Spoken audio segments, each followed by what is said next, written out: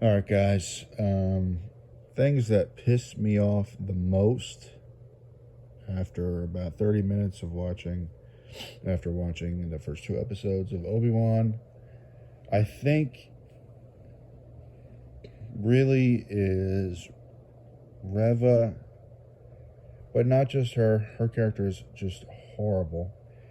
But it's the fact that somehow she knows like she doesn't even understand it, yet she knows Anakin Skywalker is alive and he's Darth Vader. And that's how they show Obi-Wan finding out. Again, some random character that no one cares about, who shouldn't know that, tells our favorite character this. To me, it's a prime example of how badly directed, this probably entire setup they have here for Obi-Wan is. They have no idea what they're doing.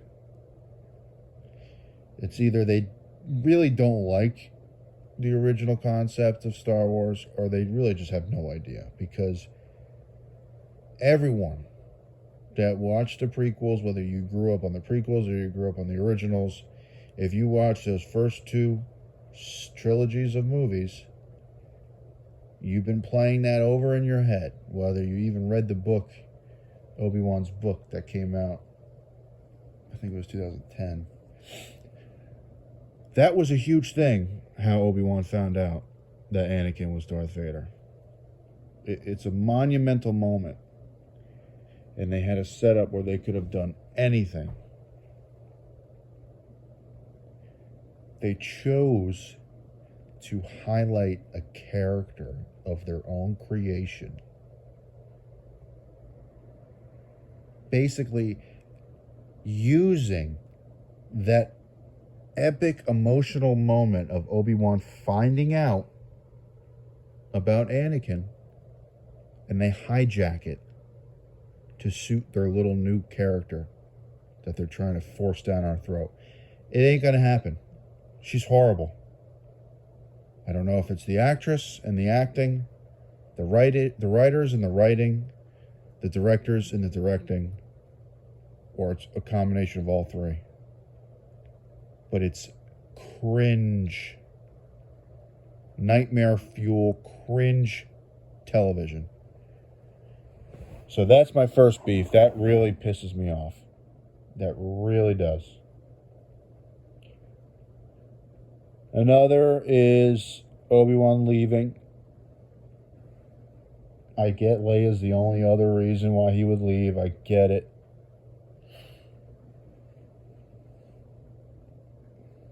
That girl does not act like a 10-year-old either.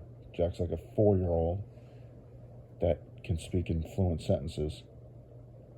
But the fact that he had to leave just to go and... it's not even worth talking about, honestly. That's why I don't like getting into YouTube, because none of this is worth talking about. It's so poor. It's so poor. What did they do all day? What did they do for the last 2 years when they were figuring this show out? How did they get Ewan McGregor to stand in front of a camera and act these scenes out? Guys, I really just can't. I can't get over how terrible the show was. It hurts. Well, I just wanted to leave you with that. Reva character is so bad, but the fact that she knows the biggest secret in the galaxy really is angering. It pisses me off, because Darth would never let that stand. Darth Vader would execute every single person if they even thought about getting close to that truth. The moment that they were even remotely a tenth of the way there, Dead. Dead. Tarkin didn't even know. Did he know? I think he surmised. But who else? Other than the Emperor and Tarkin? Nobody. And that's how it should be. That's why those guys were high up. Why would he let an Inquisitor with attitude and compliance problems get that close to the truth? She doesn't have yellow eyes. She's not even a Sith. They haven't even fully turned her. And she figures out the truth.